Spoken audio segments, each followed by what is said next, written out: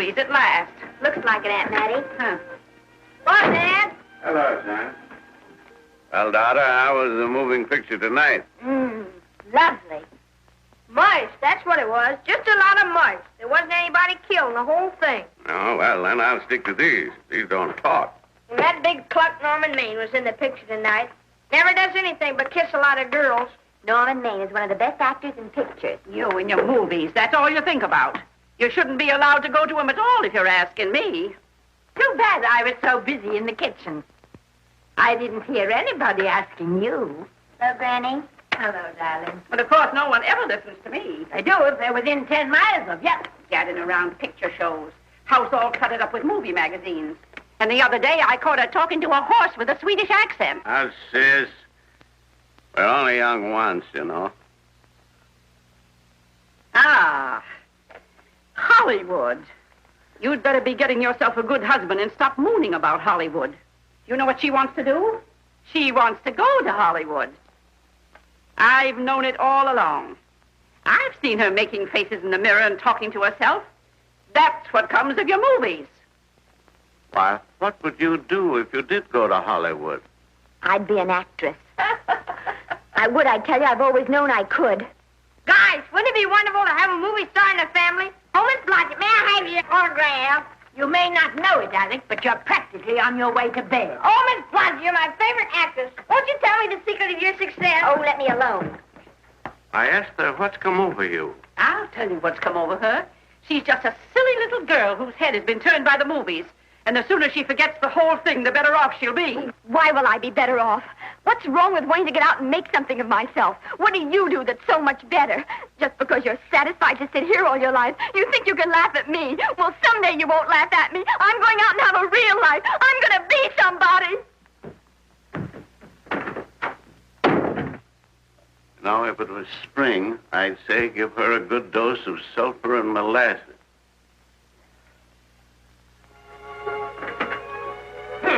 I thought I'd find you. Oh, stop that. Now, stop crying. That isn't going to do you a bit of good. Oh, I'm crying because Aunt Mattie and Alec make me so mad. Well, Alec and Aunt Mattie. First, they're not important. You're the only one that counts. Esther, everyone in this world who has ever dreamed about better things has been laughed at. Don't you know that? Oh, I suppose I do, But there's a difference between dreaming and doing. The dreamers just sit around and moon about how wonderful it would be if only things were different. And the years roll on and they grow old. And by and by they forget everything, even about their dreams. Oh, I don't want to be like that. I want to be somebody. Oh, yes. You want to be somebody. But you want it to be easy. Oh, you modern girls, give me a pen. When I wanted something better, I came across those plains in a prairie schooner with your grandfather. Oh, everyone laughed at us as they did at all the other pioneers. They said this country would never be anything but a wilderness. We didn't believe that.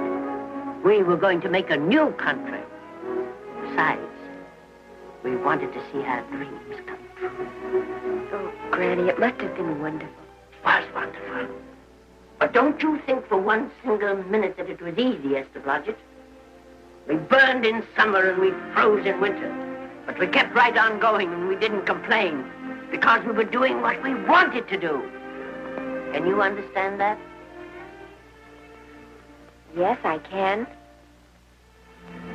Could you do it? Could you do it even if it broke your heart? Because remember, Esther, for every dream of yours you make come true, you'll pay the price in heartbreak. Oh, I know what I'm talking about. You may not believe it, but I was a young girl once. A very pretty young girl. A lot prettier than you are. And I was in love with your grandfather. And when some Indian devil put a bullet through him, that is as if it had gone right straight through my heart, too. But I remembered all he taught me. And I went right on. I buried him out there in that wilderness with my own hands. I went right on that same day. And I kept right on going, even when your mother was born. Oh, Granny, I want to make it worthwhile.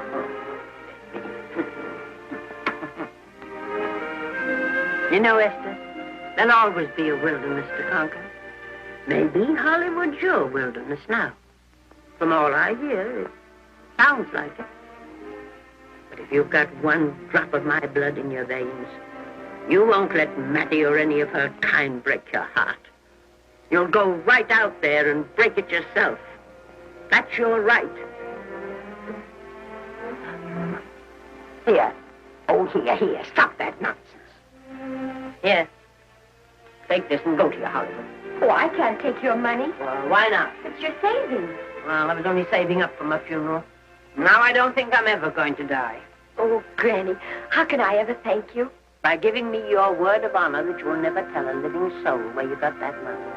I promise. Remember, if you do, I'll have you arrested for robbing me.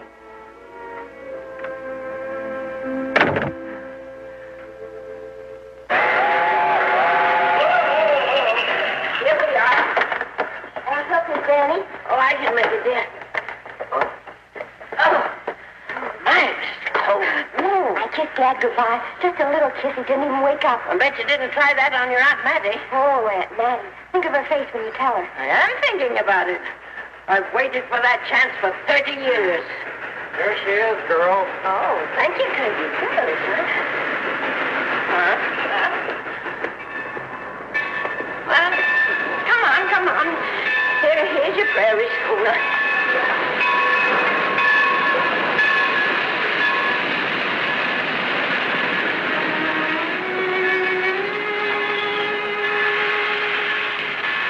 All aboard. Oh, Granny. Go on. Goodbye, Granny. Goodbye. I'll be waiting for you in those movie pictures. Don't tell Mattie. You know, my eyes are not as good as they used to be, but my ears are all right. So you remember, talk up good and loud. All aboard. Goodbye. Bye. Bye, Granny.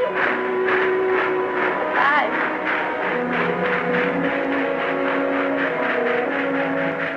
Do you want to go home now? I don't want to, but I will.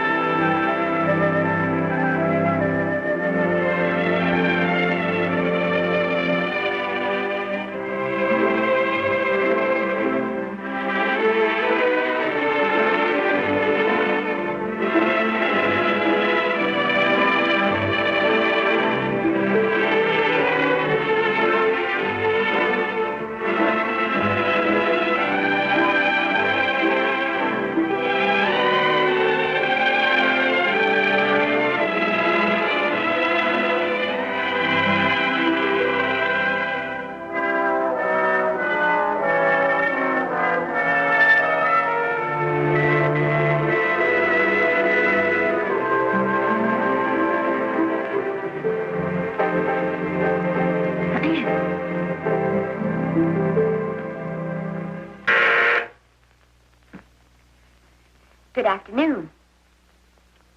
Day, week, or month?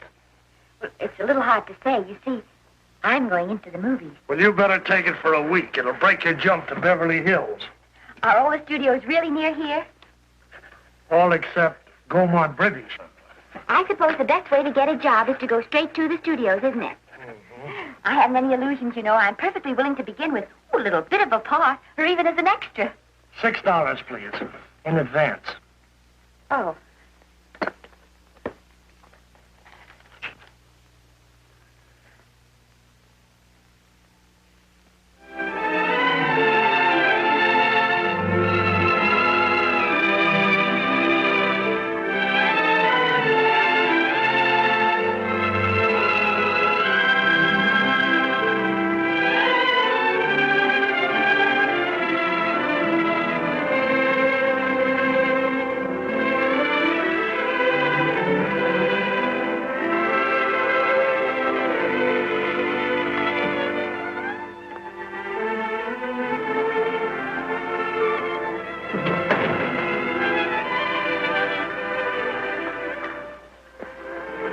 I beg your pardon. I'd like to register for extra work. How long have you been in Hollywood? Well, it's about a month now. We haven't put anyone on our books for over 2 years. Come here. I'd like to show you something.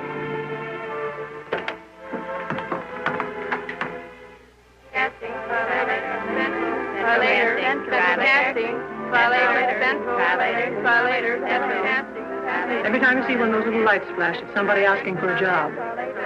Every time you hear them say, try later, it means there isn't any job. You can't keep the girls at the switchboard long. They go crazy. Every one of those little lights thought it was going to be a star. Still want to go in the movies?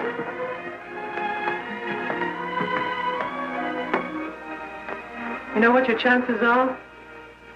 1 in 100,000.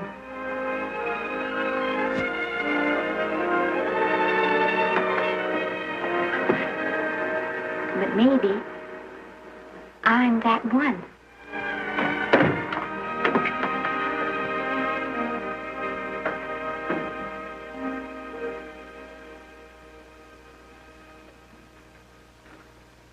Any phone calls for me, Mr. Randall? Well, no. Jesse Lasky and Sammy Goldwyn must be writing letters instead. How's the luck today? And there wasn't any. Maybe you don't go at it in the right way. Now take Danny McGuire here. He knows the ropes. Don't you, Danny? Sure, I've had him around my neck for years.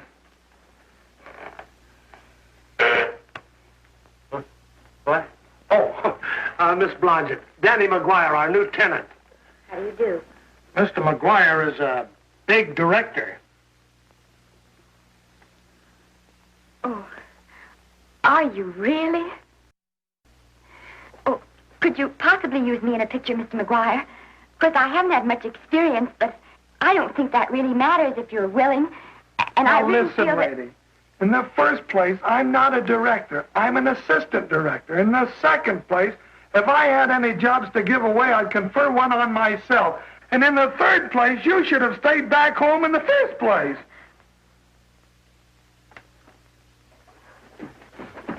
Oh, now look what you've done. Hey, wait a minute. Hey, don't be that way. Don't do that. Gosh, I didn't mean to get tough, but a guy thinks he's being kidded when somebody asks him for a job and he hasn't got one for himself. After all, I'm not a big enough shot to hurt your feelings. I'm sorry. It wasn't just that. It was a lot of things. Looking for a job every day and never getting any nearer to it. I guess I was beginning to get a little scared. I know. Lady, do I know. Well, there's only one thing to do for that feeling when you're tired and sunk and down to your last nickel. Come on and I'll buy you a drink. Well, it's not as bad as down to the last nickel. I've still got $11 left. $11? You're going to buy me a drink. Come on.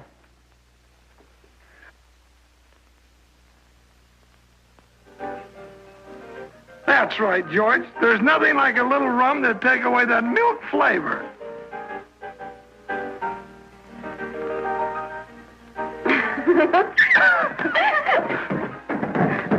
I beg your pardon. Certainly.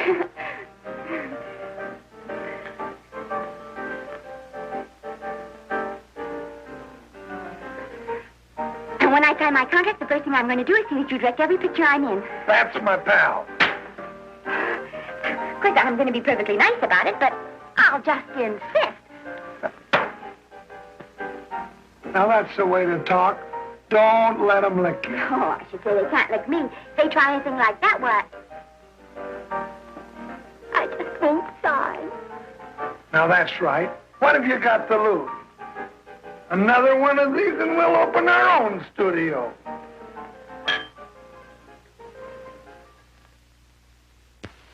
Me.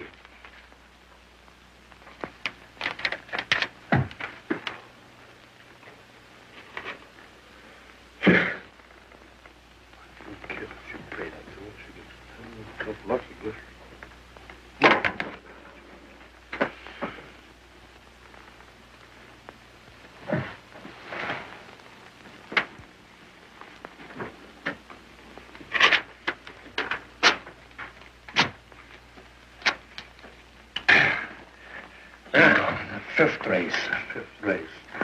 Trike.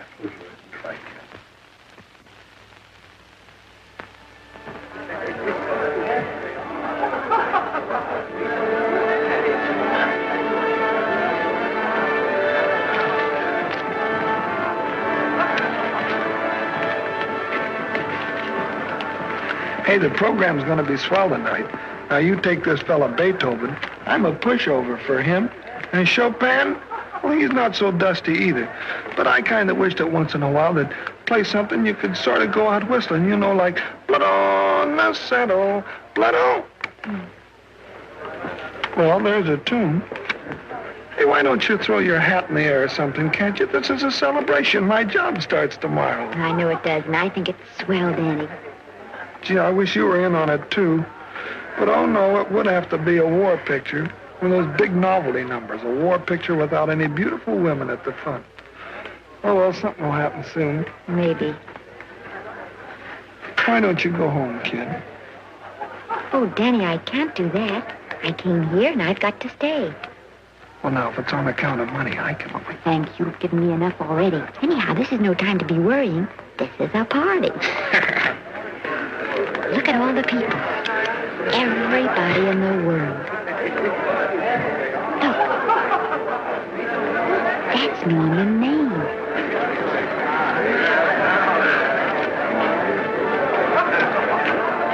And he seems to have had that one extra cocktail.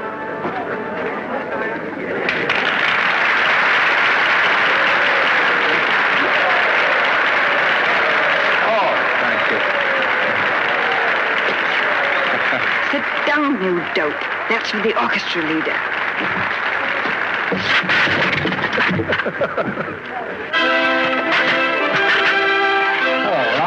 Hello, Norman. Oh, Mr. Maine, put your arm around Miss Regis. Otto, this is a Hollywood Bowl. Oh, afraid of crowds. Go on, get out of here. What's the matter? You getting too big to bother with photographers? Don't want any pictures taken now. Oh, is that so? Well, supposing I take it anyway. Well, shove that brownie number 2 of yours down your throat. Thank you, Mr. Mayor. No, stop it!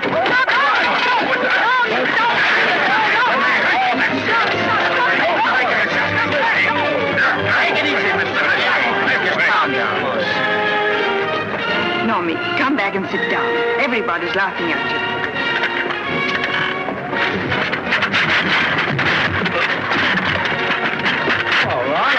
Hi, Norman. Is he always like that? Well, I suppose he has to sleep sometime. Oh, and he's so wonderful on the screen.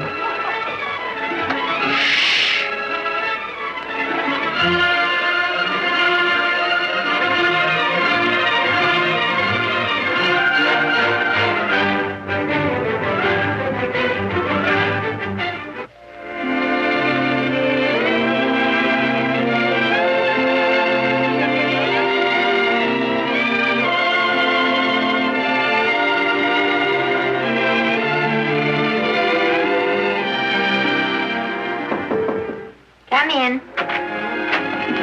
Hello, Danny. What's the matter? Well, believe it or not, I got a job for you. Danny! Danny, that's wonderful. When do I go to the studio? Well, you don't exactly go to the studio. Oh, it's on location. Well, it's not exactly on location. But of course, I haven't any makeup. Will you tell me what to get and sort of help me put it on? Well, you don't exactly need any makeup. You see, it's not really a picture job. It's being a waitress. Oh. Well, it's kind of a picture job if you look at it right. You said it was a waitress. Well, it's waitressing for Casey Burke, the big director over at our studio. He's giving a party tonight to kind of celebrate on account of finishing the picture, and he wanted me to get him an extra waitress, and it's $5. And I thought of you right away, Esther. That was awfully sweet of you, Danny. Well, there's going to be a lot of big people at Burke's house tonight, and I'll bet you there's any number of big directors, and if you're there, maybe they'll notice you. I could make them notice me. Sure you could, Esther. It's your chance. My chance. All right, Danny, I'll do it. Oh, but I can't. I haven't got the right things to wear. To wear? Oh, yeah. Now, you don't think the wardrobe department's right next to my office for nothing, do you? A perfect fit.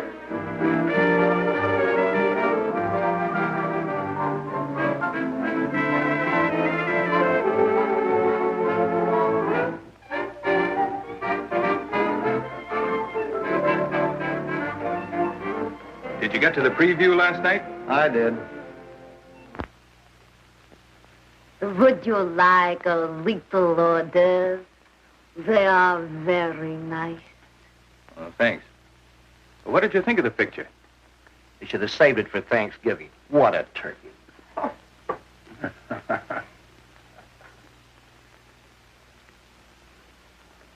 Will you have some hors d'oeuvre? You do like hors d'oeuvre, don't you? I don't think there's anything so enjoyable as hors d'oeuvre before supper, and these are rarely delightful.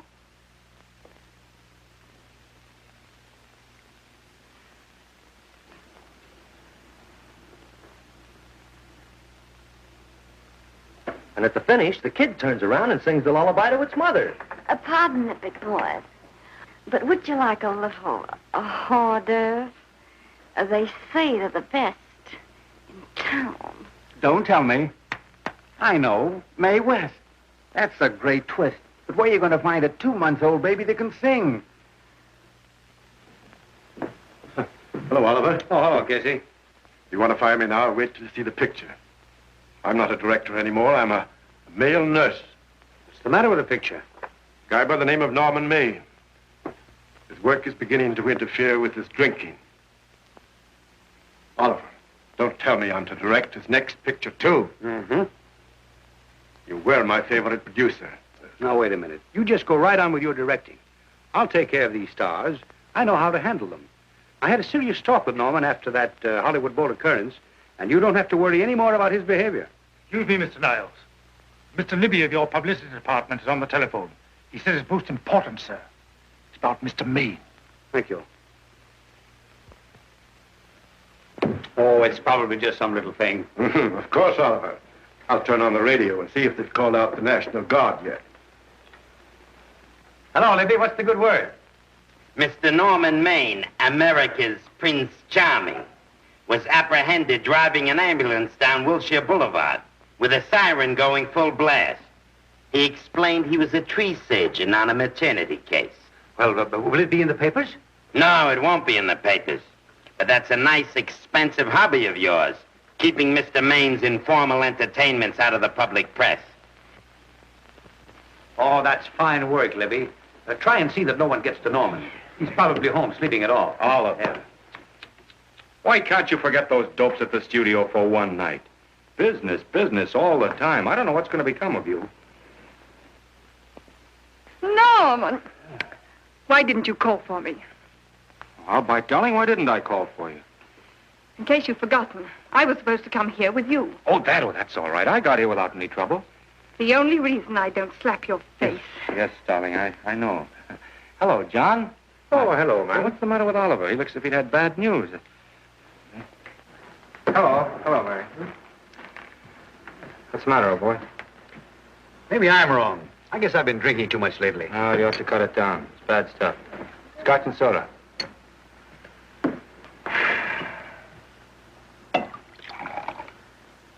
Come on. The word, you know, is pronounced when. Bad dialogue, Oliver. I'd rather not watch this. You know best. Soda. Thank you. Oh. Go ahead and say it. I've got it coming to me. Don't make it tougher on me, Norman. I don't want to stand here and preach, but take a look at my side of it. I'm trying to make pictures with you. I know. Costs are going up, and the grosses are going down. No, it isn't that. I've made lots of money with you, and I can afford to take a loss. But I hate to see you going the way of so many others. Why don't you get Lloyd's to insure you against me? You can't get insurance against a man forgetting who he is. You're a great star, Norman, but there's nobody so big that he can afford to have people refuse to work with him. Who doesn't want to work with me? You... Quiet. Listen, I know plenty of people who do. Yes, and so do I. But your real friends can't stand seeing you start to fall apart.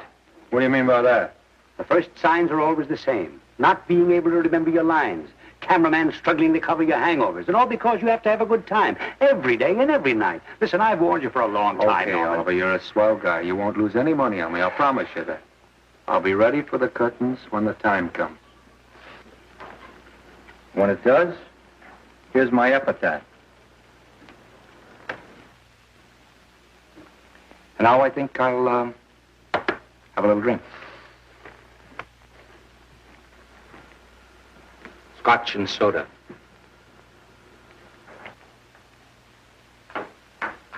Scotch and soda.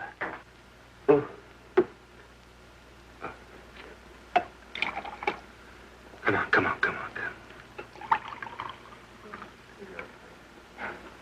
A little soda? Caviar? No, thanks. Yes, pardon me. Hi. Lovely. No, I mean the caviar. No, don't go away. I'm starving. Really. Which would you take? I don't know. You know? I don't know either. It's hard to choose. I think I'll take caviar. Mr. Maine doesn't care for any more. Do you know me? No. Well, Normie doesn't care for any more. I think I shall get very drunk indeed.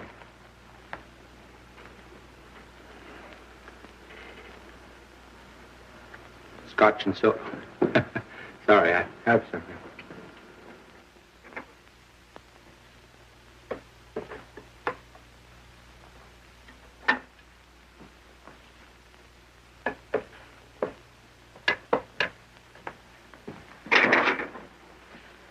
Oh. Mind if I help?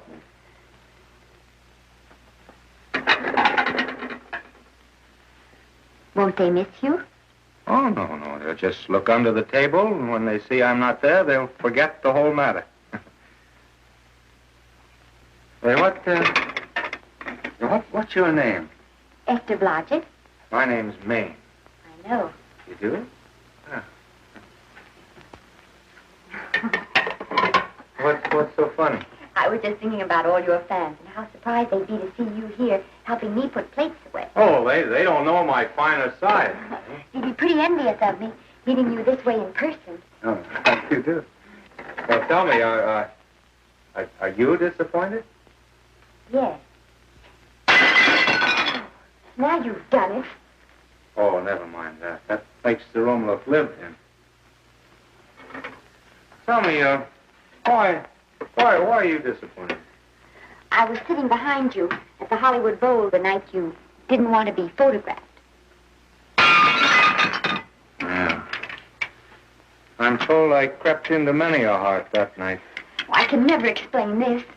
You know, you have very pretty hair. You better get out of here. And a sensitive mouth. And a charming little dimple. Precisely why you here instead of with the rest of the guests. I'm just trying to be helpful. I see. Are you sure there's no other attraction? Well, it might be that my old mania for putting plates away is coming back on me. It's rather odd. I always know where I can find you if there's a pretty girl around. It's not only odd, it's embarrassing. You're being deliberately insulting, Norman. I put up with this for long enough. Dear, don't lose your temper. Remember, we must try to keep the voice low. I know you'll excuse us if we go on with our work.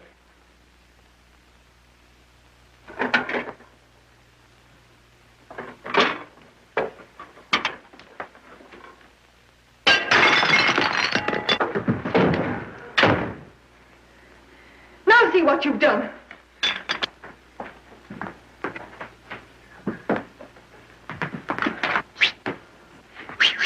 Come here. Help me up.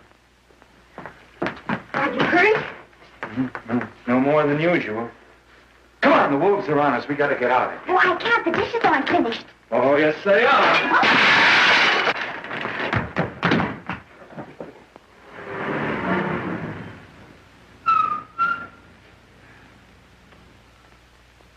Well,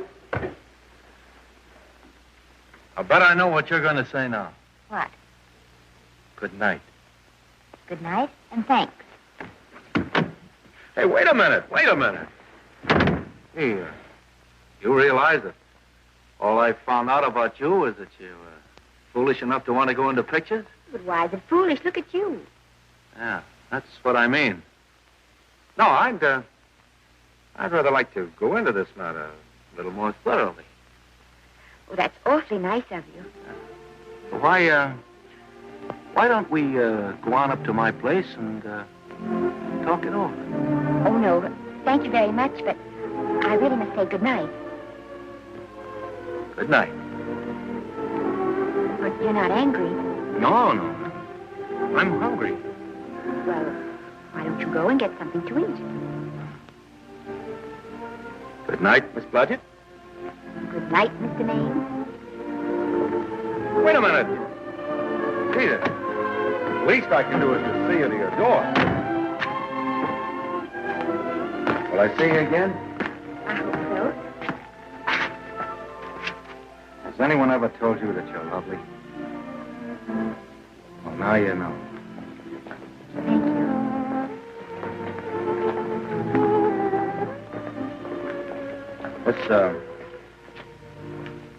It's hard to say, but I want to say it anyway.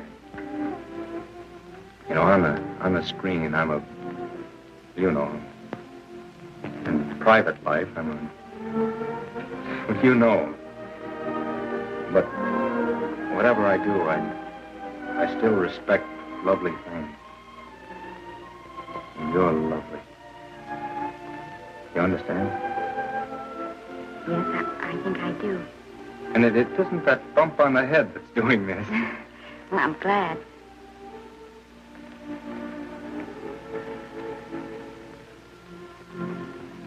Good night. Good night.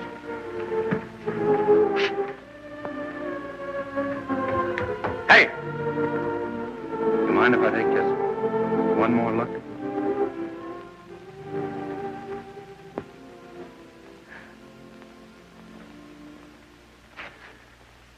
Go away. Quite impossible. I wouldn't even consider it. No.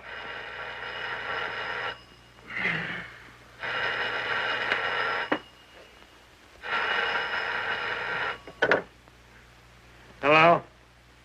Who is it? Who? Norman? What have you done now? You're not in jail, are you? Oh. Yes, I see. Oh, it's that again. I see. She's beautiful. Yeah, I know. You want me to give her a screen test? Yeah, certainly. She's got wonderful possibilities. Oh, you know she's got something. Well, you knew all the other ones had something, too. Oh, no. I tell you, Oliver, she's got that sincerity and honestness and sincerity and honestness that makes great actresses. Oliver, I am so sure of this girl that I want to take the test with her myself. Listen, Oliver, you've worked hard. You're entitled to a break. You get...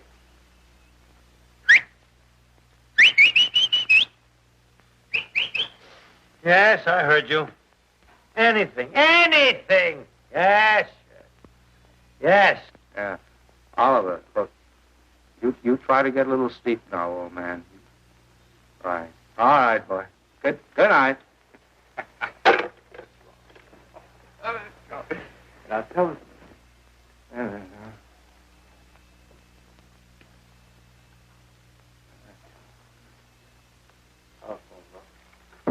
Telephone book.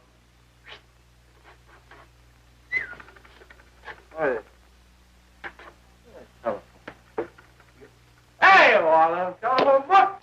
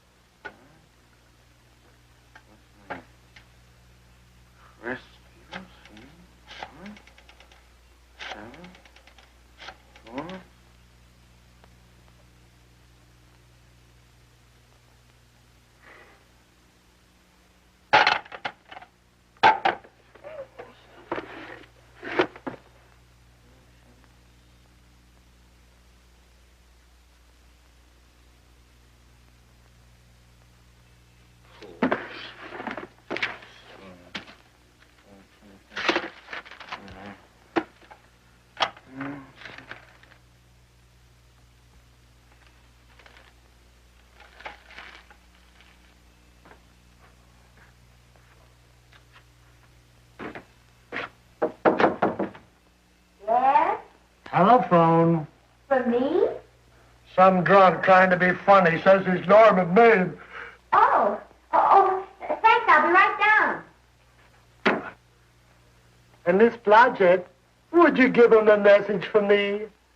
Tell him it's 3 o'clock in the morning!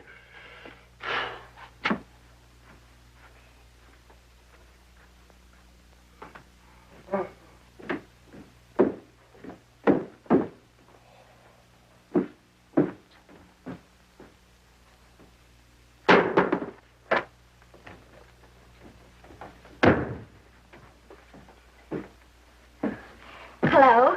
What? Oh. Oh. Oh. Oh, yes. I'll be there. Oh, thank you.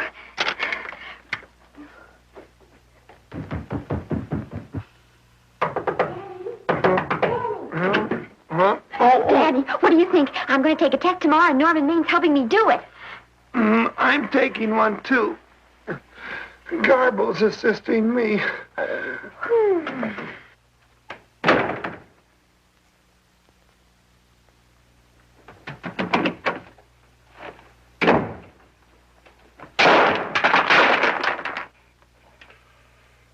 Oh.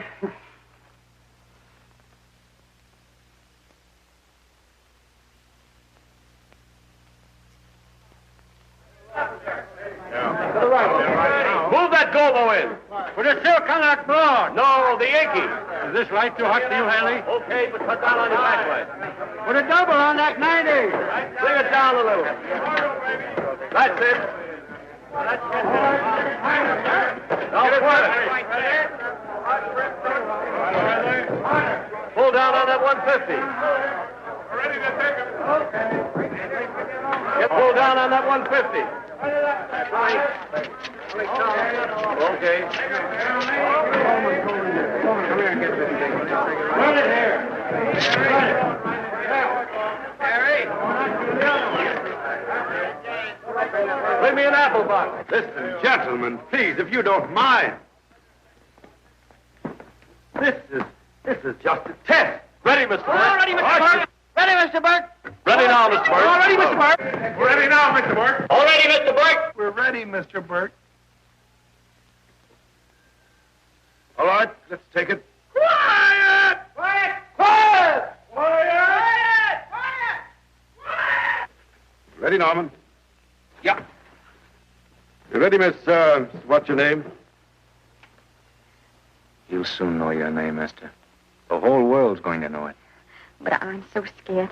Maybe I better not try it today. Oh, come on, now, don't be foolish. They all had to go through this. Harlow, Lombard, Myrna Loy, and now, Esther Blodgett. All right. I'm ready. This is the take. Rolling. Quiet. Hey.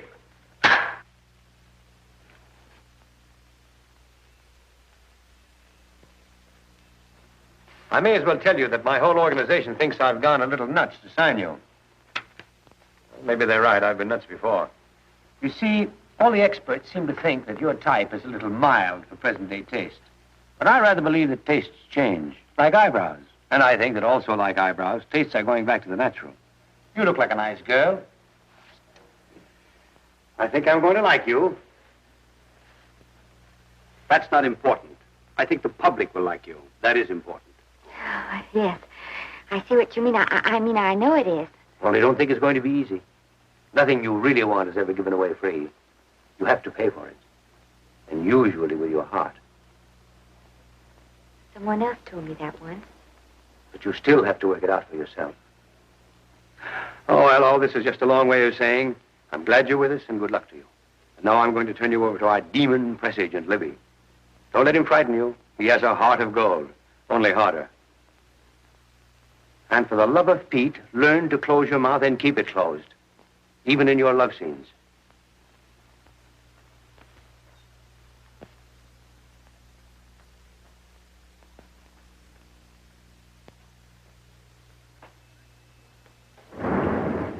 Are you a Russian? No, I was born in Fillmore, North Dakota. Oh, no. First saw light of day in a mountain cabin, a trapper's hut, high up in the Rockies. Go on. Well, I always wanted to be an actress. Dreamed of footlights as Lonely Kitty. Are you sure there's no Russian in your family? Positive. That's a shame. Well, what does your father do? He's a farmer. Social register-eyed father. Fed up with hypocrisies of 400, sought wilderness for consolation.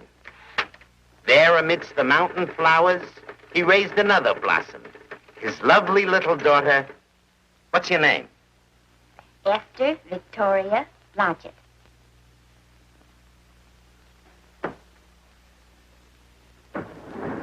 Greatly appreciating your attention in this matter, very truly. Do you know what her name is? Esther Victoria Blodgett. Hey, we'll have to do something about that right away. Esther Victoria Blodgett. Well, that Blodgett's definitely out. Let's see, Esther Victoria, Vicky. How about Vicky? Oh, I think that's terribly cute. Let's see, Vicky. Vicky what?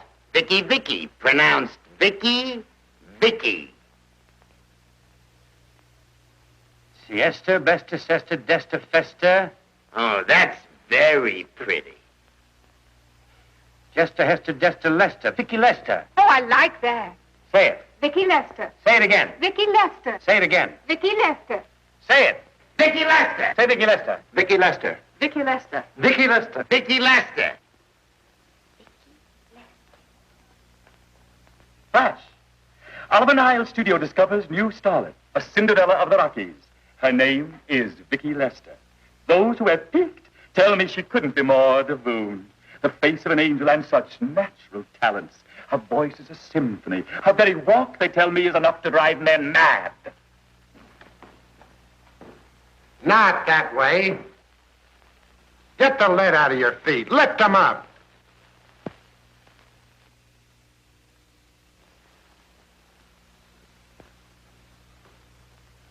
That's better. It's terrible, but it's better. The quality of mercy is not strained. It droppeth as the gentle rain from heaven. Cease. Through the mouth, my child, through the mouth. The nose is for smelling roses. Proceed. Does she have to look surprised all the time?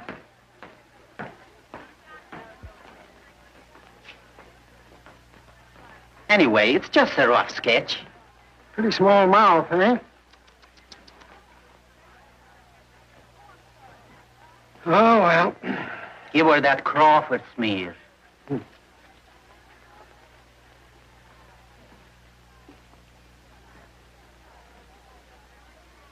This'll give her that Dietrich. Yeah.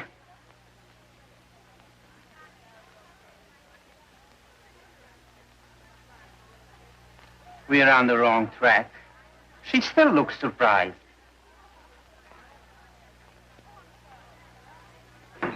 Listen, dress people. We're shooting on the set this morning, not in the commissary. Now, come on, snap into it. Acme Trucking Company? No. Mr. Smith is not in.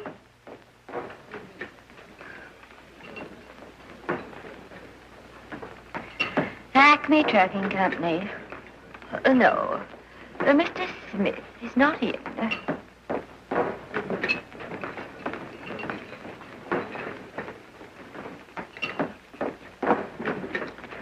Good morning. What can I bring you, Mr. Maine? That just shows how long you've been here. Mabel, bless you. How soon are you and I going to be married, huh? I don't know. You'll have to ask my mother.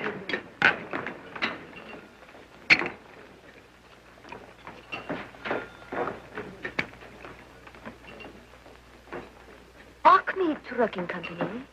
No, Mr. Smythe is not in. Acme Trucking Company? No, Mr. Smith is not in. Acme? No, Smith ain't in.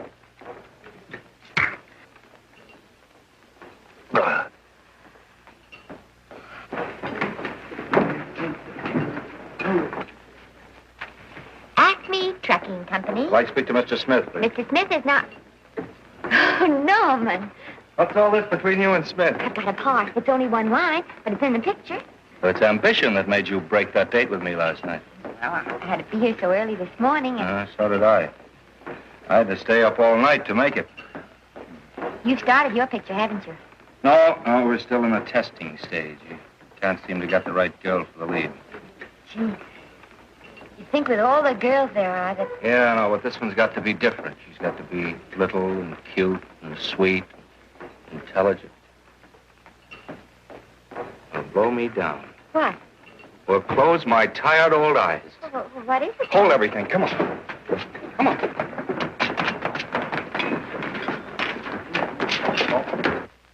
Well, you've been through the whole casting directory. I work day and night, Mr. Niles. And I'll work with her, Oliver. And I can be mean or nasty or anything you want, Mr. Niles. If she clicks, Oliver, you've got a star overnight.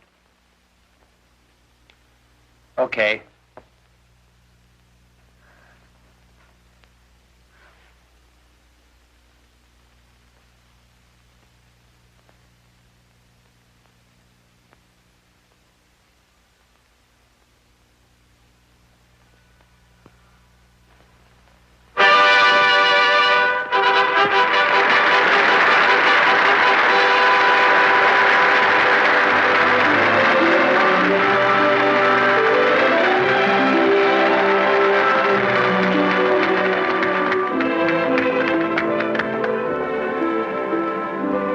Wait till you hear them at the end of the picture.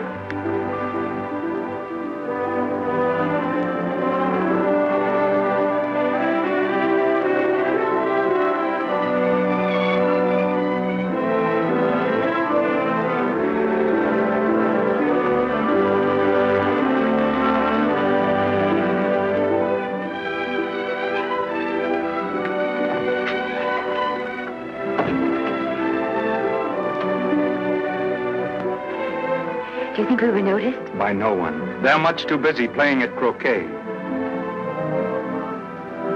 I've loved you all my life. But we only met 2 days ago. That's when my life began.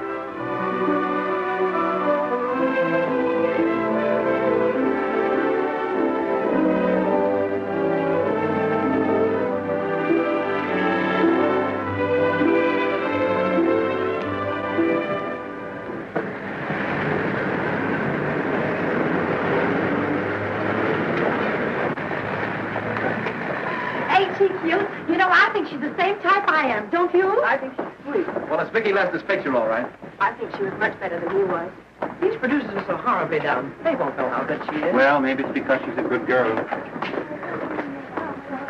No, means not so bad, but it's Vicky Lester they'll go to see. Isn't she, darling? I think she's the most precious little thing I've ever seen. It's a knockout, Libby. You might mention that when you write your review. That Lester kid's a gold mine. Didn't you like Norman Maine? Was he in it? Libby, I'm afraid we have another hit. It's in the bag, neatly tied up with beautiful pink ribbons. Say, where are Norman and Vicky? I don't know. I thought you had them. I wish they'd come. We're having a party at the Trocadero. Isn't it thrilling running away from people? Norman, it's so exciting, So new. A star is born. Come on, run.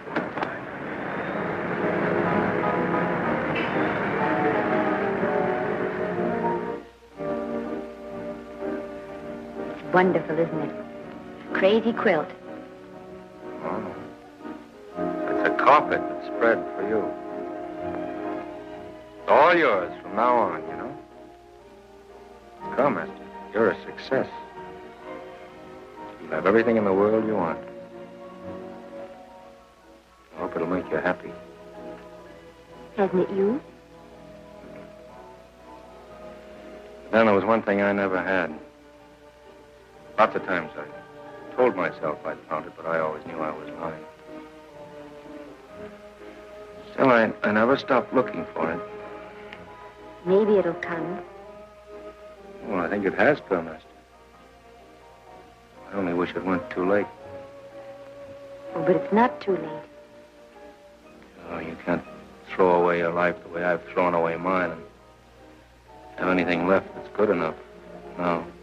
You can. Norman, you can. You mustn't tell me that, Esther. I'm so afraid that I'll believe it.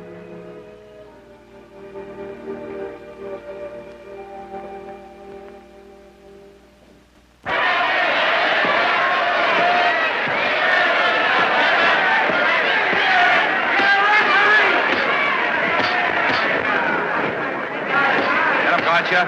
Shoot your right. Swell, isn't it? Lovely. What's got you again? Don't you hear me, gotcha? Shoot your right.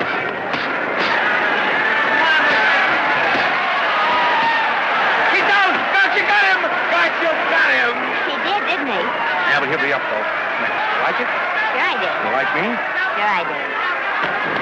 Ooh, that reminds me. Will you marry me? No, thank you.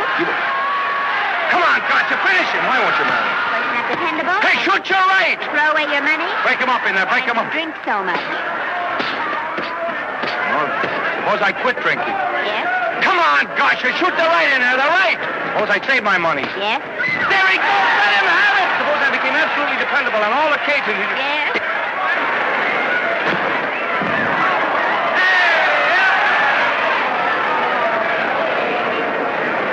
Hey, gotcha. He got him.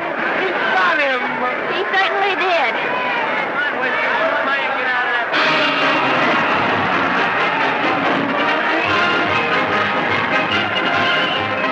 Gee, that's a beautiful fight. Norman, What, dear? would you do all that for me if I said I'd marry you? No, certainly not. I was just supposing.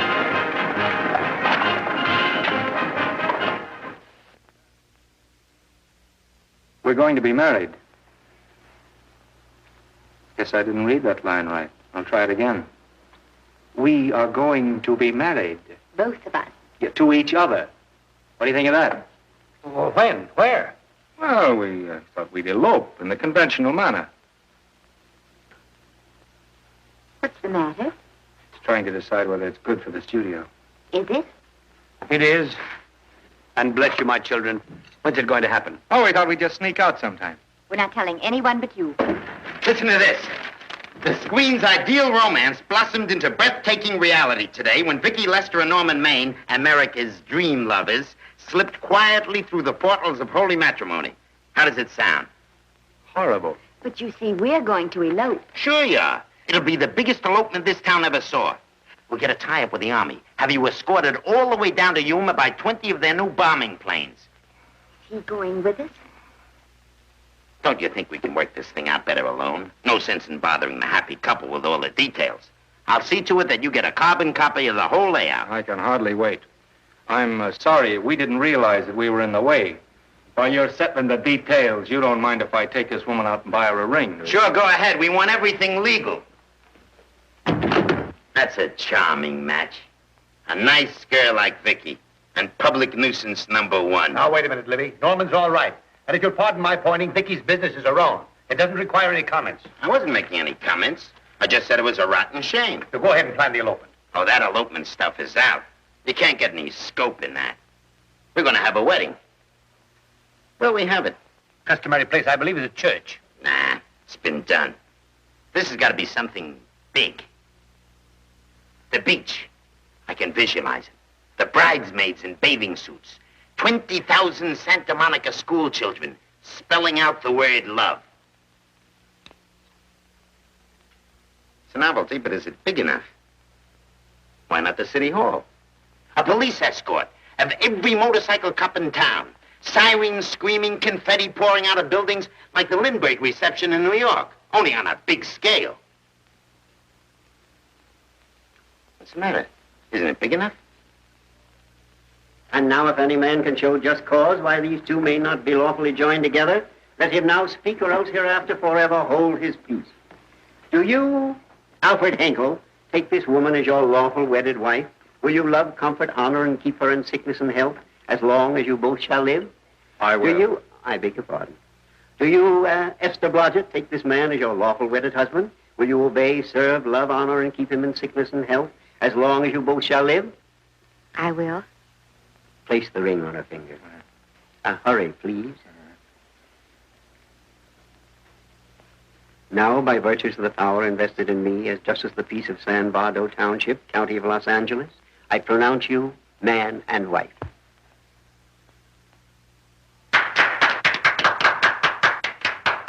Quiet! And now I must exercise my prerogative of office. I hope you will be very happy, Mrs. Henkel. Thank you. Thank you, sir. Oh, Thank you Danny. very much. Now, if you'll please sign the license. Oh, yeah. You know, Mrs. Henkel, I can't help but believe I've seen you somewhere before. Oh, really? Well, I believe this is the first time I've ever been in San Bardo. You know, your face is familiar, too, Really? Mr. Henkel. There you I are, sir. Thank you very much. Oh, Here's your thank you, receipt. sir. Thank you. Goodbye. Goodbye. See you again. Yes, goodbye. No, I don't. Let me now see. No. Yeah, I think you got by with it. But it was closed. That JP was just beginning to remember where he'd seen us. Well, anyway, we got away from Libby. Hello, Toots. If you will be kind enough to glance between my shoulder blades, Mr. and Mrs. Henkel, you will find there a knife buried to the hilt. On the handle are your initials. Lovely to have seen you, Libby. Hold him, wait. Hold him, Danny.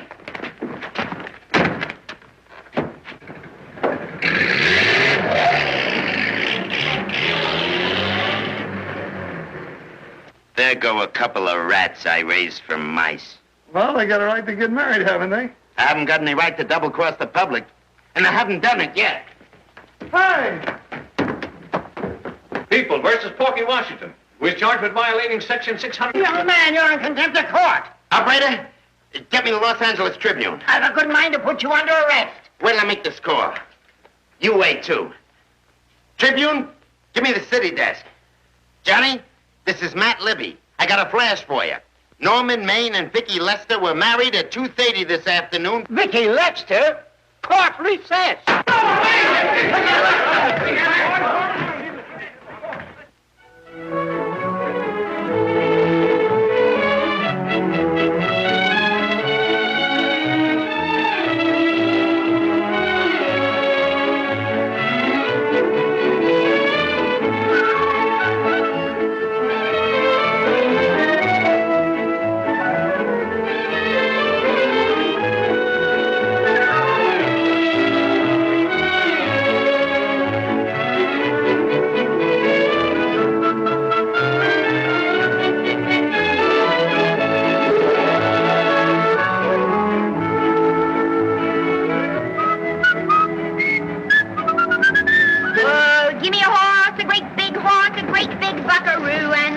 wahoo, wahoo, wahoo!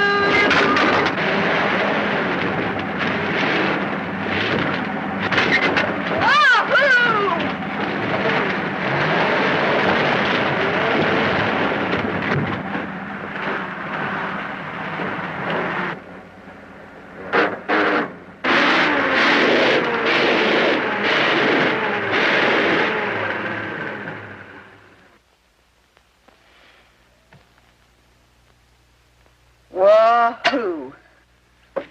Wahoo. I don't want to sound immodest, but I think I've stripped the gear. Well, sit down, won't you, and let's get acquainted. We'll probably be seeing quite a bit of each other from now on. Well, might just as well break the ice now as later.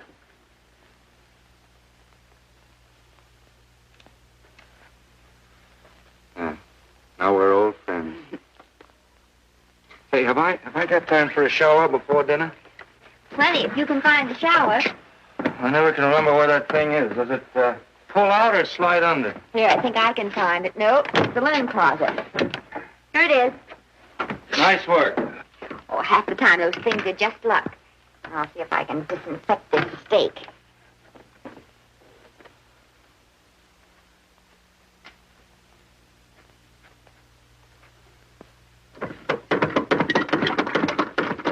Esther, there's no soap. Here. Thank you. Oh, and Esther. Yes, dear? I'll need a washcloth. Oh. How you fix the cigarettes? You know I never smoke underwater. Well, what do I do to make this thing work? Pull that gadget at the top and pray for rain. Well, I can't reach it. I can't get my hands up. If you've gone in there with your arms down, you'll never get your bath. Unless you're a contortionist. Yeah, well, I'm not a contortionist, and don't throw that up to me now. You knew it when you married me. Will you close this door, please?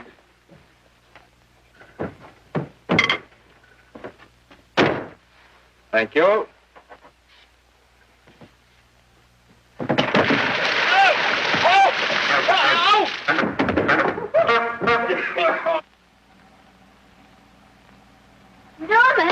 Norman, here comes the car. You got it? Huh? Here, quick. Quick what? Quick, go out and stop them and ask for help. Oh, I'll catch cold. Oh, you'll get warm again. Yeah, oh, dear, they'll recognize me. Now, you keep your face down. Go on. There may not be another car for a week. Well,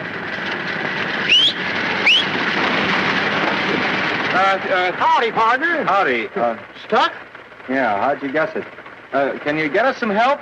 Well, I reckon not. You know, it's a long way to town. We're pretty busy down at the place. Well, I got to get out of here. I've got my wife with me. Does she like the country? No, and we're short of food. There's a lot of game in them woods. No, well, my wife can't shoot. Well, you're sure up against it. Sorry I can't do anything for you. Well, wait, listen, I'll be frank with you. I'm Norman Maine. Who? Norman Maine. Well, my name is Judd Baker. Glad to have met you. Well, so long. Hey, wait a minute. Listen, you don't... So you're Norman Maine.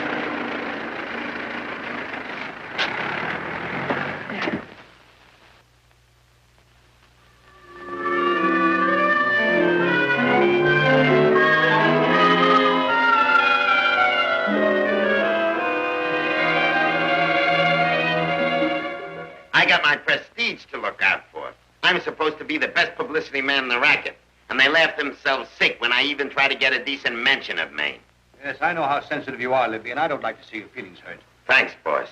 Now, Vicky, there's a dish for free space. But if Maine swam across the Pacific, the papers would keep it a secret. Well, the exhibitors don't like him, the critics don't like him, the public don't like him, and I don't like him. Who likes him?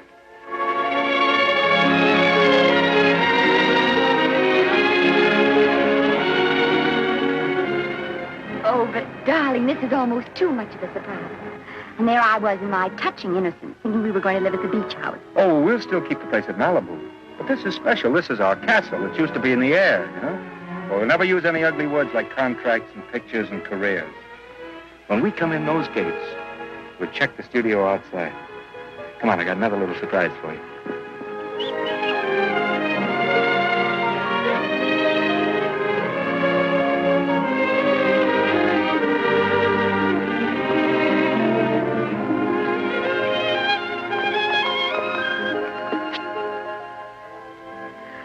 Oh, Norman, it's lovely. So are you, lovely. The whole world's lovely. Hey, hold it!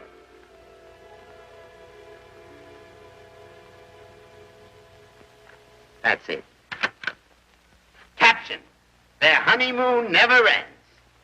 All right, let's get some pictures. Now, if the bride will sit here and the groom stand behind her, we'll have something unique. Now let's go after something different. You sit down and she'll stand up. Pretty radical, isn't it? Yeah, but in a nice way. Okay, Otto, fire. Caption: their honeymoon begins anew. Ah, the producer. Caption: their honeymoon ceases abruptly. Hello, Oliver, glad to see you. No, I'm glad you're back. Thank you. Vicky, how well you're looking. Hello, Oliver. Am I interrupting? Yes, thank you. Just want a couple more pictures. That's enough of both of them. What they're asking for is exclusives of Miss Lester. Alone. Oh, I see.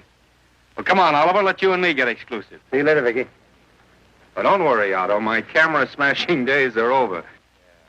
They ain't your only days that are over. Oh, hold that, Miss Lester. Gorgeous.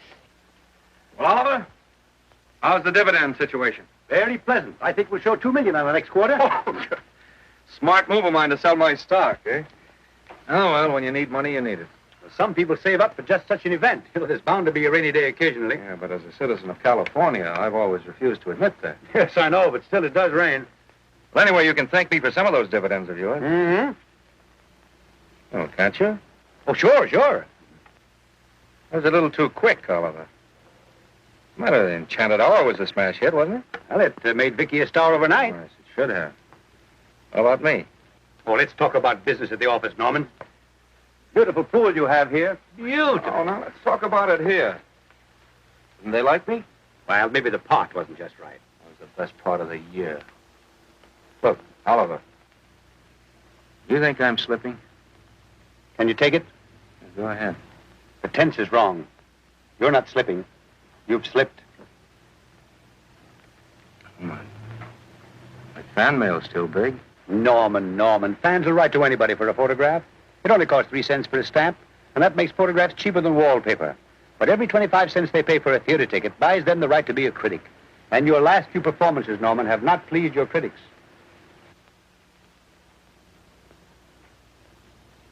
You remember I told you I'd be ready for the curtains when the time came?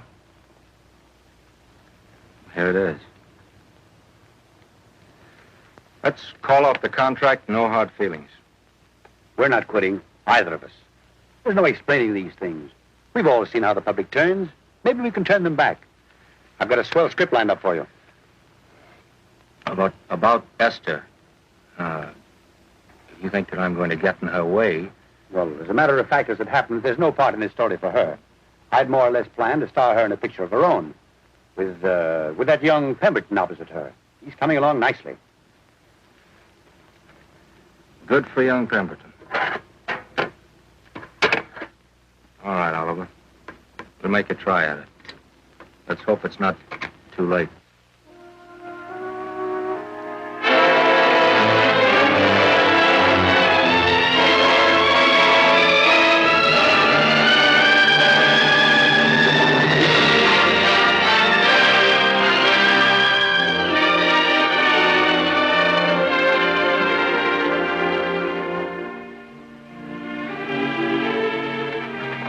No argument. I'll buy those.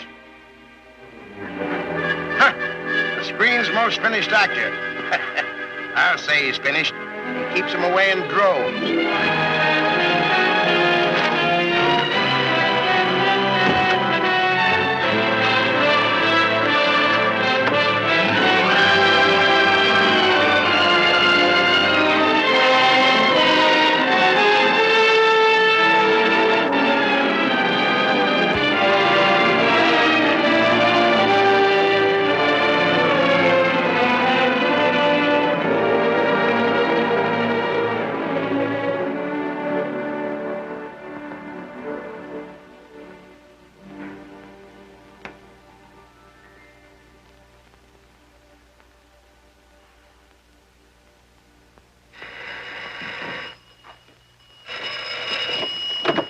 Hello? No, Miss Lester isn't home as yet. No, I'm not the butler. But I can take a message just as well as he can, honest. Oh, is that you, Norman? Swell. Listen, Norman, this is Artie Carver. Hiya, kid. Swell. Say, I hear you're through with Oliver Niles. Is that on the level? Oh, please, Artie, I'm not news anymore. Forget it. Say, what kind of a settlement did you make on your contract? Give me a figure so I can do a story on it. There was no money involved. We just called it quits. Okay, I'll fill in my own figure. Say, by the way, I've been trying to get an interview with Vicky for 2 weeks, but she's always busy. How about you giving an old pal a break by speaking to her for me? Sure, I'll ask her. Swell. So long.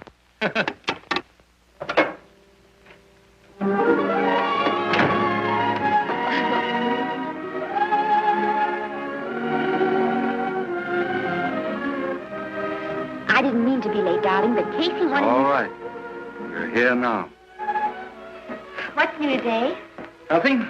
Haven't been out of the house. Let's go somewhere tonight. No, you're tired. We'll stay in. I'm not tired, really.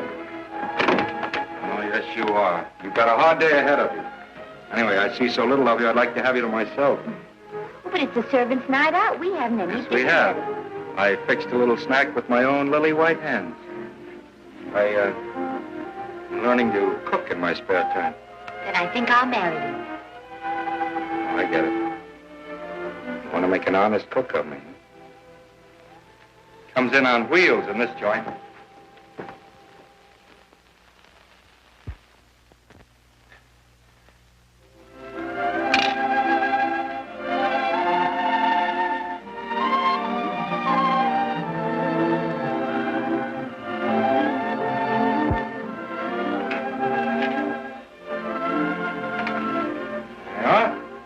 How's it look?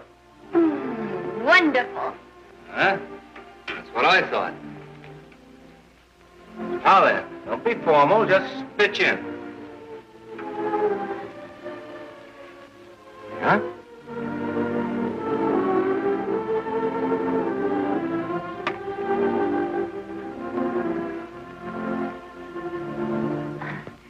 I'm afraid my mouth's not quite big enough. I'll measure it next time and make them to size. A little hard to lift, too. In fact, I think I'll take those measurements right now.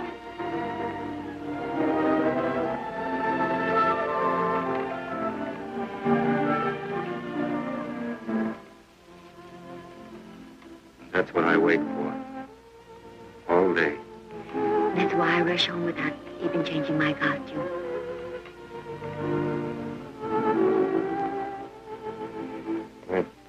We're forgetting that we're hungry. Would you like a sandwich? Thank you. I still have a little work on this one.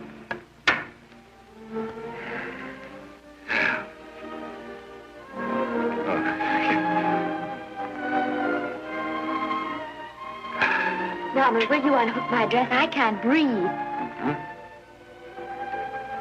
You know, all the time I thought it was the kiss that made you breathless. A lot of hooks. Uh-huh. Why don't you have a zipper? That's a good idea. You better? Yes.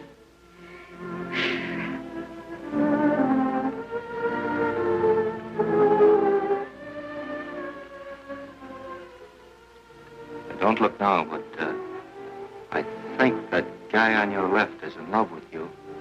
I hope so.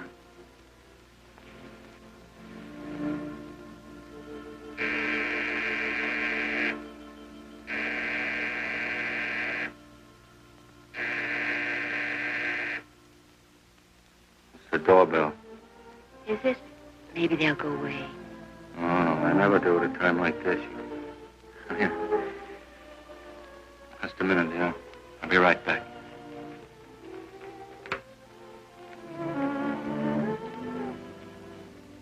Does Vicky Lester live here? Yes. I got a package for her. I'll sign for it. Who are you? I'm her husband. Oh, sure. I'm right here, Mr. Lester.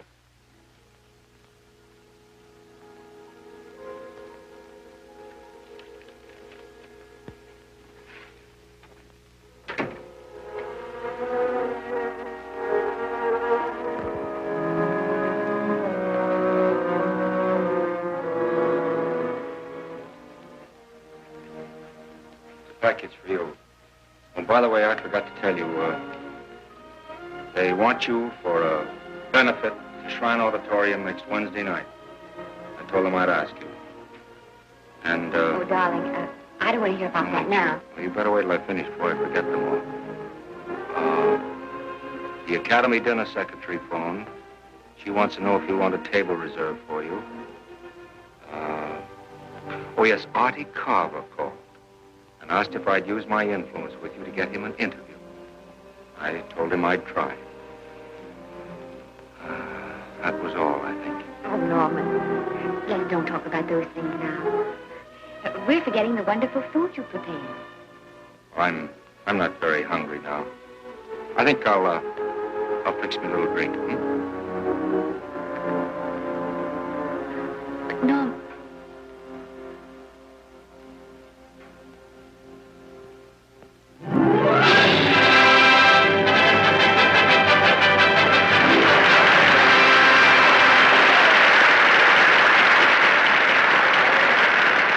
Norman would come. Oh, stop worrying. And think how nice that statue is going to look on your mantelpiece. Do you suppose anything's happened to him? But of course not. He's just been held up in traffic. You think about that statuette. And now we arrive at the climax of the annual dinner of the Academy of Motion Picture Arts and Sciences, the highest award within our power to bestow. We have already applauded with our hearts as well as our hands, while awards have been given those gentlemen who during the past year have rendered distinguished service to the motion picture industry. We now pay honor to the ladies, or rather to one lady. We offer to her the Academy Award for the finest performance of the past year. She has already had the world's acclaim, but this is the tribute of her fellow workers, the men and women of this industry. It is not only my pleasure, but my privilege to present this award to the actress who created the unforgettable Anna in Dream Without End, Miss Vicki Lester.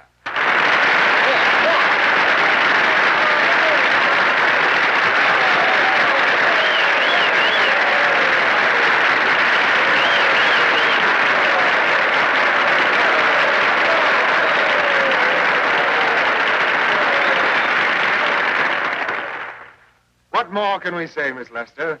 This says it all for us.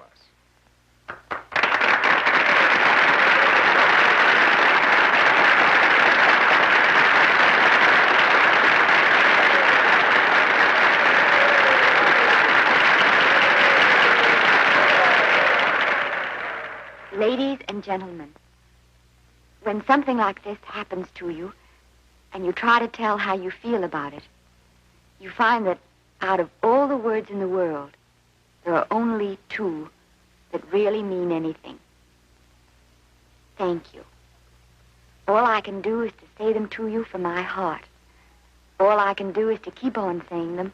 Hey, that's fine. All the same. That's a very pretty speech, my dear. Very pretty. You said the right thing. I want to be the very first one to congratulate you on that valuable little piece of bric-a-brac. Now I want to make a speech. Gentlemen of the Academy and fellow suckers, I got one of those once for a best performance. They don't mean a thing. People get them every year. What I want's a special award, something nobody else can get. I want a statue for the worst performance of the year. In fact, I want 3 statues for the 3 worst performances of the year, because I've earned them. And every single one of you that saw those last masterpieces of mine knows that I've earned them. Libby, start the music. What I'm here to find out is, do I get them or do I get them? Now answer yes or no.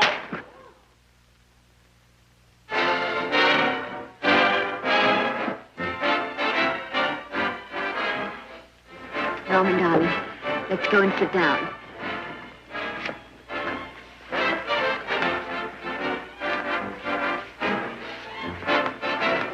Come on, Norman, sit to that. And for you, Norman. Hello, Norman.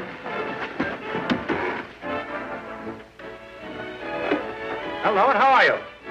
Hi, Oliver. My dear, do let me congratulate you. You must be terribly proud and happy tonight. Thank you.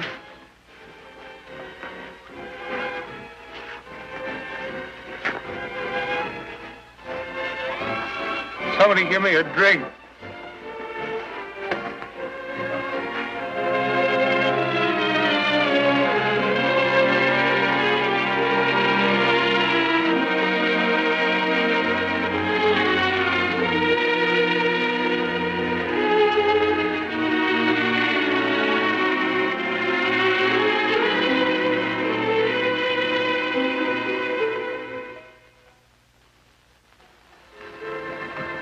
Oliver, it's nice of you to come to my dressing room. Vicky, how are you? I've missed you. Everyone's missed you. Have a nice trip. Well, a 3-month tour of the theater circuit scarcely comes under the head of pleasure.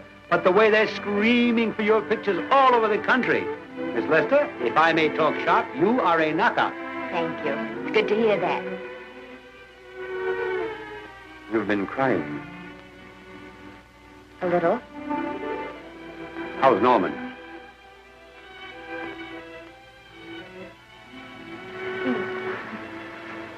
Well, he's trying awfully hard, Oliver. Letting Norman leave this studio was the hardest thing I ever did. There was nothing else I could do. I know. Has he been... Is he all right?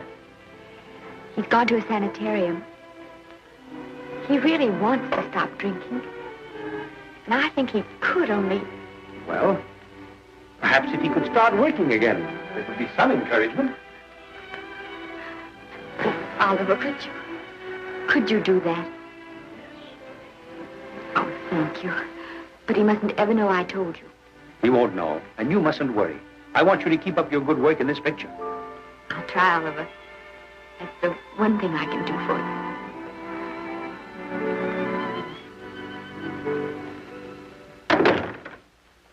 If you'll just sit here, Mr. Niles, I'll have Mr. Maine brought down. Thank you. Brought down.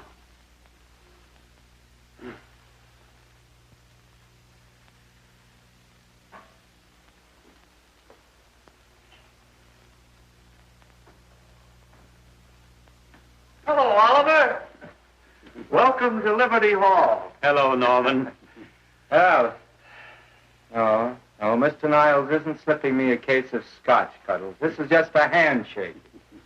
This is Cuddles, Oliver, my social secretary. We go everywhere together. How are you feeling, Norman? Fine. Getting along remarkably well, Cuddles tells me. He says you ought to see some of the boys. Let's sit down. Cuddles, we really don't need you. Touching, isn't it? Can't bear to have me out of his sight. Are you comfortable here, Norman? Comfortable. It's positively luxurious. They even have iron bars in the windows to keep out the draft. How much longer are you going to be here? Oh, well, I'm really cured now. I'm just staying on for an extra week or two to get in good shape, you know. After all, there's no particular hurry to return to the cameras. That's what I wanted to talk to you about. I've got a script with a fine part for you in it. Oliver, that's great. That's great. Who plays opposite me? Well, it is not exactly the lead. Young Pemberton's doing that. But I tell you frankly, I consider your part better than the lead. Oh, I see. Better than the lead. Well, of course, it isn't terribly long. But it's one of those parts that makes an impression on you. They'll be thinking about you all through the picture. Mm-hmm. Well, the thing is, Oliver, I'm pretty well set at another studio. I'm not at liberty at the moment to tell you which one. You know yourself how those things are. Of course. But it's a big picture. It's one of the biggest of the year. Mm-hmm. And the part. Every actor in Hollywood would give his teeth to play. Well, that's fine, Norman. Naturally, that will tie you up for a while. But we won't get to this picture for some time. And perhaps, if you want to consider it for later on, well, I'll tell you, Oliver, you'd better not count on me. See, I've got several pictures lined up after this one. Then they're talking to me about England. You know, they're doing some very interesting things over there, you know. Mm-hmm. Hey. What is it, Cuddle? Speak right out. We all love you. Your dinner. Oh, here we dine at 5:30 here. Makes the nights longer. Well, goodbye, Norman. I'm glad to see you getting along so well. I'll be out in no time. I'll have to introduce myself all over to a lot of people. They won't know me when I'm not drinking. Come Goodbye. Goodbye, Norman. Thanks for dropping in. Well, Cuddles? Alone at last, eh?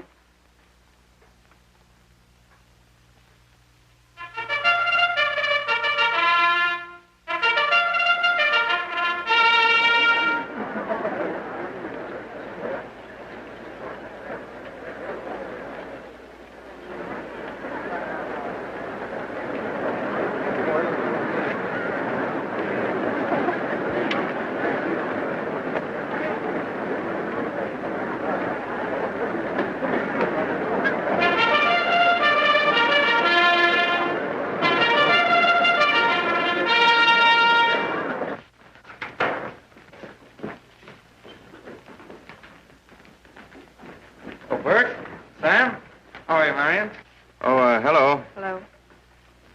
Hello, Normie. Glad to see you.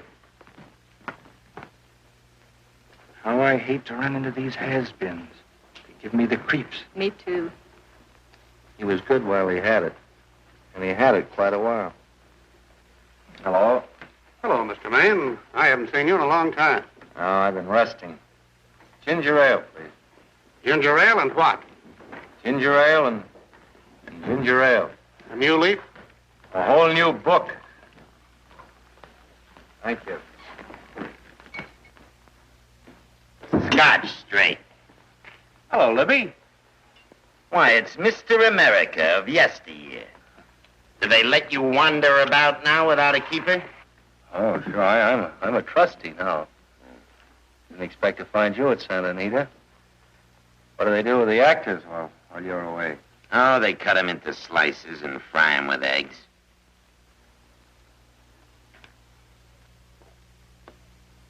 I suppose you'll be here all the time, now that you've retired from the hurly-burly of the silver screen. Well, we're living down in Malibu now and pretty lonesome with Esther away working all day. Well, I wouldn't squawk about that if I were you. It's nice to have somebody in the family making a living. Oh, wait a minute, Louis.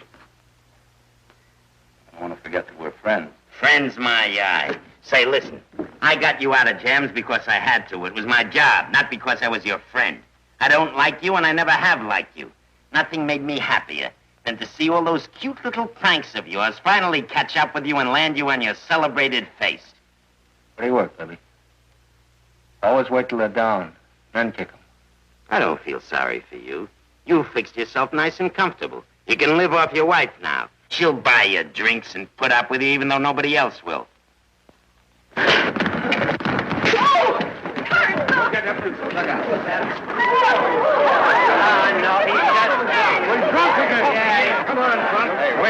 a minute. Come on outside for you wise guys. I'm Norman Maine. Well, that's not my fault. Oh, don't bother to toss him out. He's harmless. All right, Mr. Libby, if you say so. Sure, let him go. What can he do? He can't fight any better than he can act. It's Norman Maine. Oh, he's drunk again. Why, he's been drunk for years.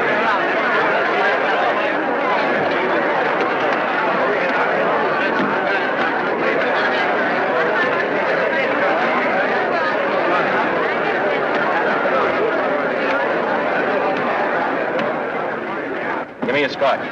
Double. Leave the bottle here.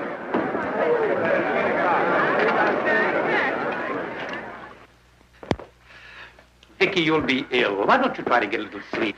But he's been gone 4 days. 4 days and not a word.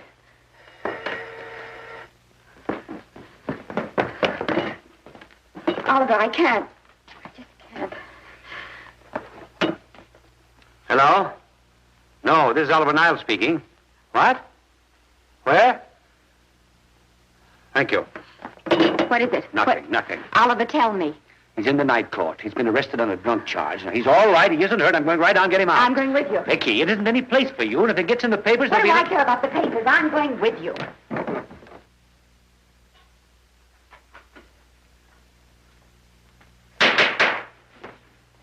Division 30, Municipal Court, County, Los Angeles, now in session. The Honorable George J. Parrish presiding. Be seated, please. Were you able to do anything? Judge wouldn't even see me. Ready, Your Honor.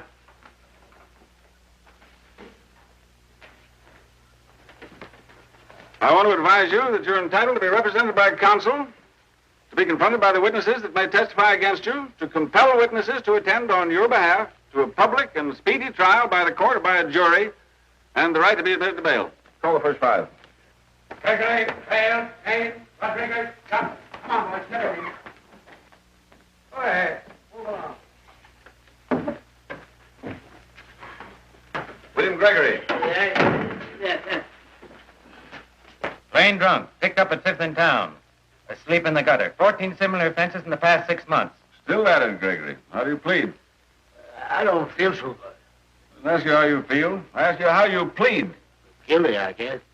When did you get out the last time? Just before Christmas. Well, I'm sorry you'll have to miss New Year's. But you'll be out in time for Washington's birthday, 60 days. Milton Rails.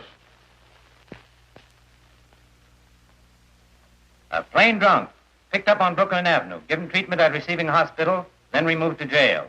How old are you, Rails? 17, sir. Did you take a good look at those men in the cell with you last night? Yes, sir.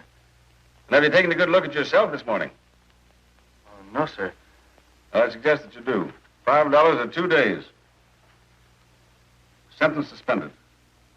Oh, Judge. Alfred Henkel, more commonly known as Norman Maine. Drunk and disorderly. Cracked car into tree at Sunset and Coronado.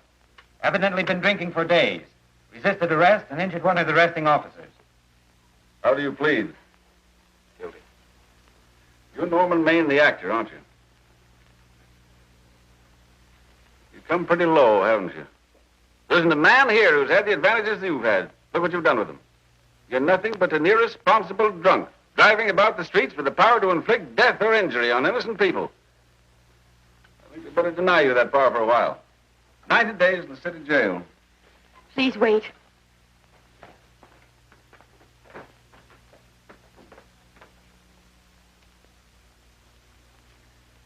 I'm his wife.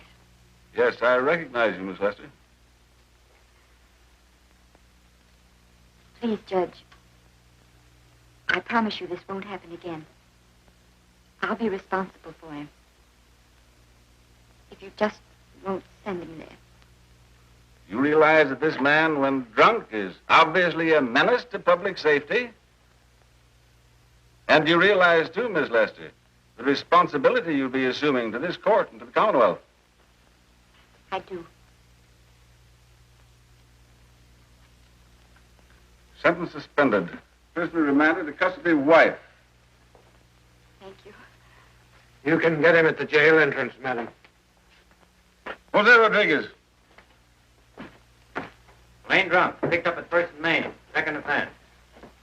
How do you plead? I think I'm guilty, Your Honor. 60 days.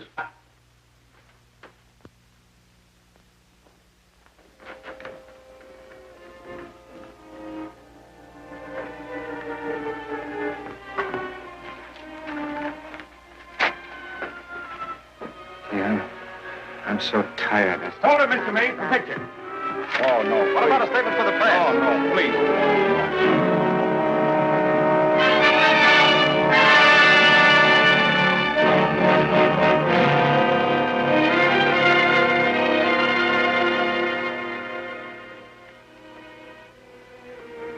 He's still asleep. He's been asleep nearly all day. It's the best thing for him. Awful to see this happen to someone you love. And know in your heart that it can't get any better. I only know that all I can do now is stay with him and try to help him. So will I. Between us, we'll take care of him. You're very fond of him, aren't you, Oliver? And I'm very fond of both. Then I know you'll understand what I have to tell you. And after what happened last night, I think you already know what it is. I can't do any more pictures. I'm going away for good with Norman. You can't do that, Vicky. You're at the very peak of your success. And you've worked so hard to achieve it. That's what's been wrong. Oh, I've thought it all out. Maybe if I hadn't been away from him so much, last night and what went before, it wouldn't have happened. Oh, I know it's too late to think about that now, but it may not be too late to go away with him and start over somewhere. It's your life you're giving up, Vicky. so I can try to give Norman back his. Can you honestly tell me I'm wrong to do it? No, Vicky. I cannot honestly tell you that. Then there'll be no more Vicky Lester.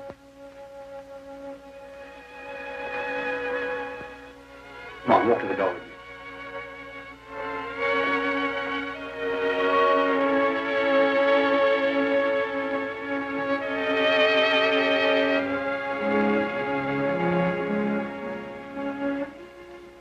Goodbye, Vicky Lester. You were a grand girl. Good luck, Mrs. Norman Maine.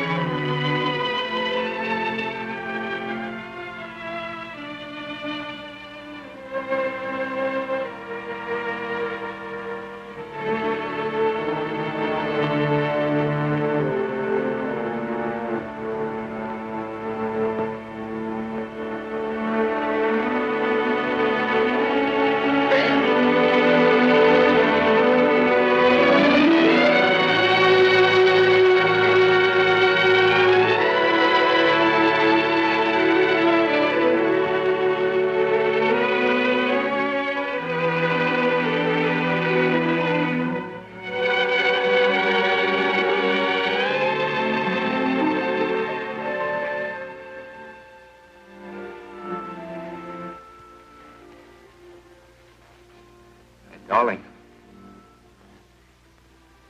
Mrs. Maine coming in to apologize again. I'm sorry, dear, but it isn't you. What other troubles have you got? None. I was just playing a scene with myself. Now, look. I'm just coming out of the jitters, and you're just going into them. This is a swell household. Isn't it? I'll tell you what we'll do. I'll promise to brace up if you'll go on the wagon. I guess I have been drinking too much. You know what I'm going to do? I'm going to be an athlete. You mean with great big muscles and everything? Well, roughly speaking. Gonna join the YMCA? It costs too much. I'm going wading out in our front yard. No. Sure. Would you like me to go with you? Sure, if you'd like to. No, Miss, I don't think I will. It might spoil this beautiful, natural wave. Yeah, I guess that's right. But, darling, look, could you have a hot toddy... some hot soup for me when I come back? Some hot soup? And I'll make some of those nice sandwiches. No, Miss, do you have to?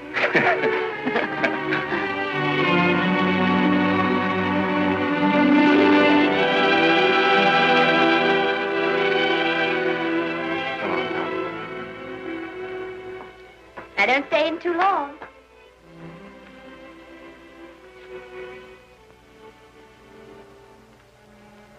Hey!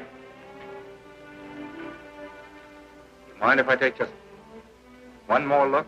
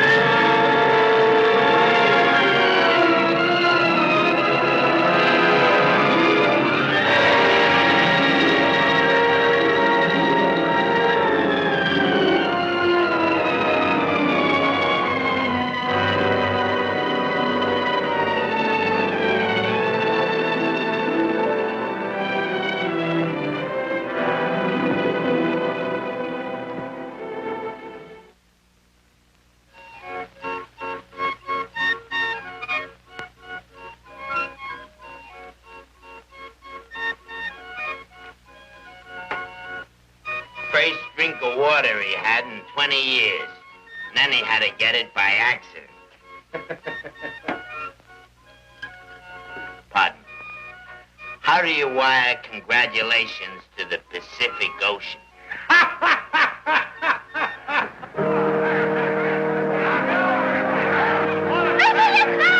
Oh, you can't see her face! Hello, Vicky.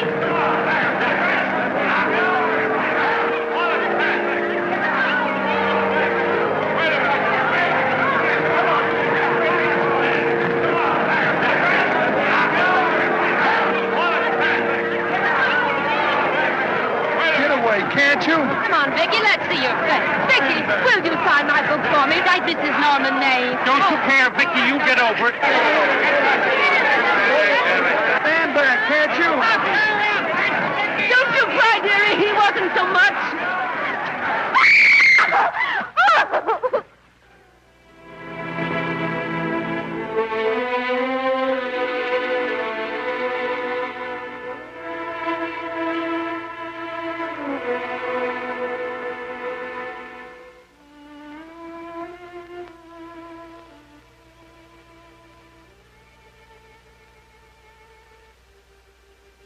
Do you mind if I take just one more look?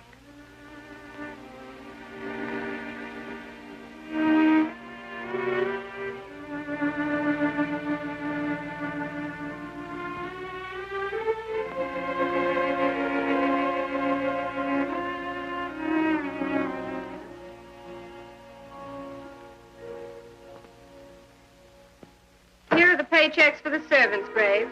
You'll find a very nice bonus in each one. Miss Lester asked me to thank you for your kindness and service. If there's anything I can do for the little lady, I should be glad to do it. She would appreciate your attending to the closing of the Beverly Hills house. Put down those trunks. Put it down, I say. Well, where is she? In the bedroom. Who are you? I'm her grandmother. Get up.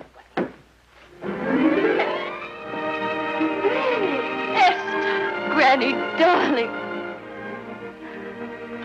Oh, I'm so glad to see you. What made you come? Oh, I know when I'm needed. Now get out of here. Go on. Get out of here, all of you. I want to talk to my granddaughter alone. I came just as quickly as I could. But I'm going home. I sent you a wire yesterday.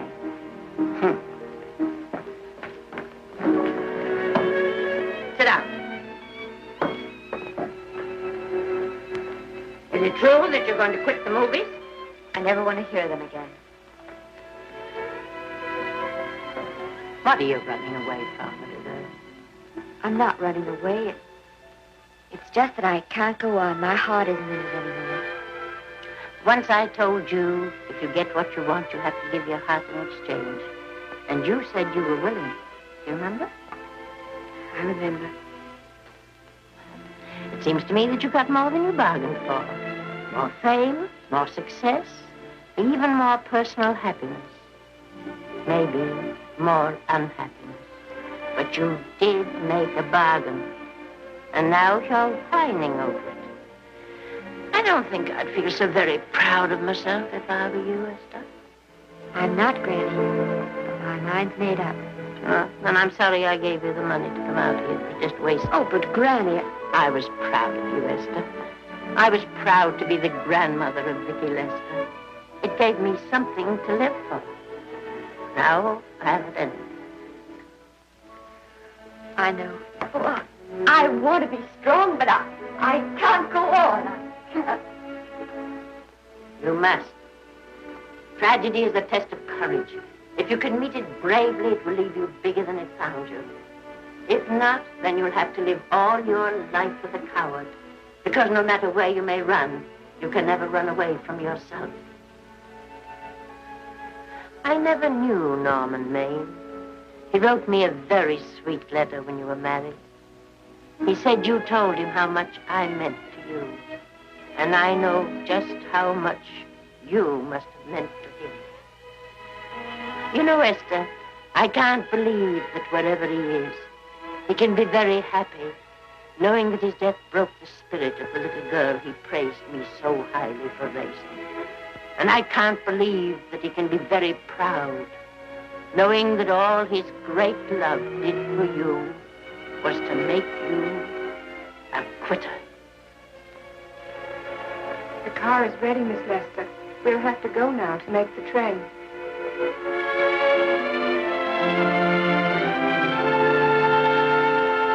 Put the car back in the garage.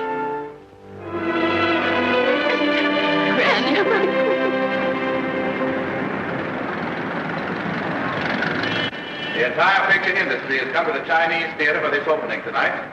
It has come to pay tribute to a great star on her long-awaited return to the screen in what has been called her greatest performance. It has come to pay tribute to the girl herself. The girl who has won the heart of Hollywood. The girl who has won the heart of the world. Miss Vicki Lester. And if I'm not mistaken, Miss Lester's car has just driven up. Yes, it is she.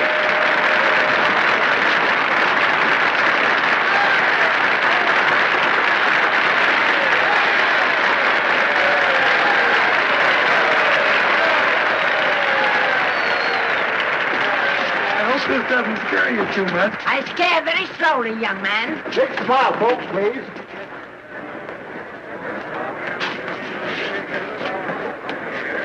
They'll have your mug, I mean your face, plastered across half the papers in the country tomorrow. How do I look? Oh, you look swell. You're a liar, but I like you. And here's Miss Lester's grandmother. Won't you say a few words to the radio audience, please? Say something, Letty. You know, we've got a thing like that back home where they all listen in on, but we call it a party line. Won't you say something, please? They're listening. Maybe some of you people listening in dream about coming to Hollywood. Maybe some of you get pretty discouraged. Well, when you do, you just think about me. It took me over 60 years to get here, but here I am. And here I mean to stay. Thank you very much.